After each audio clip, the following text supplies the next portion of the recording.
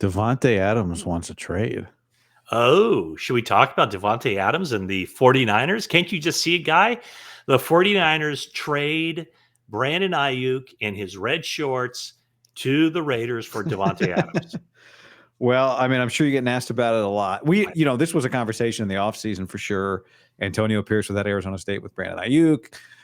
Where is Davante Adams from? But the Bay Area, on and on and on. So what's your answer to that question? Well, it's funny because when I went to Las Vegas for the 49ers Raiders preseason game, one of the things that caught my eye was Brandon Aiyuk having a very long conversation with Antonio Pierce.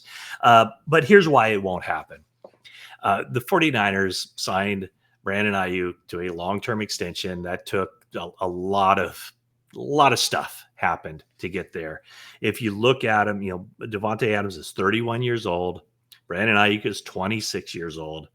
And in order for let's just say it's a straight up trade or whatever the case may be, if the 49ers were to acquire Davante Adams, it would end up costing them in dollar amounts, cap dollars and real dollars. It would end up costing them $10 million more this year, $24 million more next year, and then $20 million more on top of what they were going to pay Brandon Aiyuk, salary cap wise.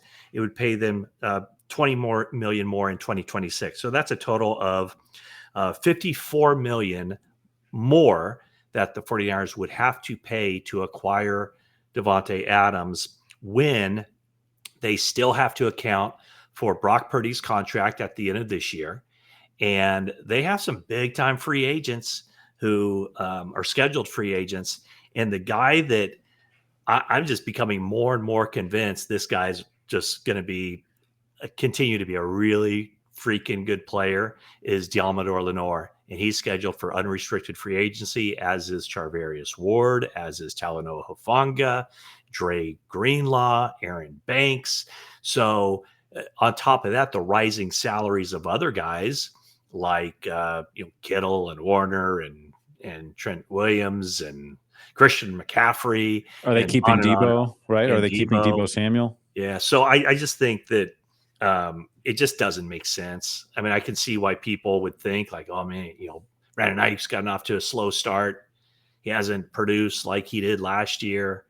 But the other part of it too, you'd be bringing in Davante Adams midstream and trying to teach him the offense. And I kind of dismiss that whole idea out of hand.